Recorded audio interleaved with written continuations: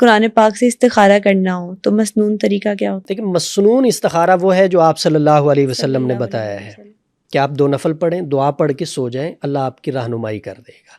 لیکن اب دور ہے شارٹ کٹ کا، ہر شخص یہ چاہتا ہے کہ بس جلدی سے مجھے آسانی کے ساتھ اس کا کوئی مل جائے حل۔ تو آپ صلی اللہ علیہ وسلم نے دعائیں بھی بتائی ہے، یا علیم علمنی یا خبیر اخبرنی، یہ بھی آپ پڑھ کے سو جائیں، اللہ رہنمائی کر دے گا۔ آپ اللہ سے دعا کریں، اللہ آپ کے دل میں بھی القاء کر دے گا۔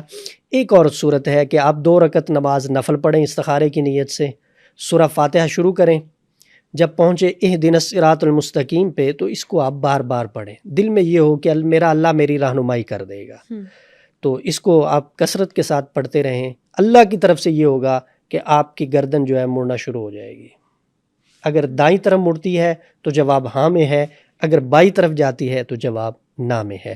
گردن مڑنا شروع ہو جائے، جواب آپ کے پاس آ گیا، آگے آیت پڑھیں، 2 رکعتیں پوری کریں اور اللہ کا شکر ادا کریں۔ اور جو لوگ کہتے ہیں کہ استخارہ کر کے سو جانا چاہیے، کوئی سب چیز نظر آ جائے تو یعنی پازیٹیوٹی کی علامت ہے، اور کوئی دوسرا رنگ نظر آ جائے تو مطلب نیگیٹیوٹی کی طرف اشارہ ہے؟ نہیں، رنگوں پہ آپ نہیں کر سکتے، بعض اوقات کسی کو اشارہ ہو جاتا ہے اور بعض اوقات نہیں ہوتا۔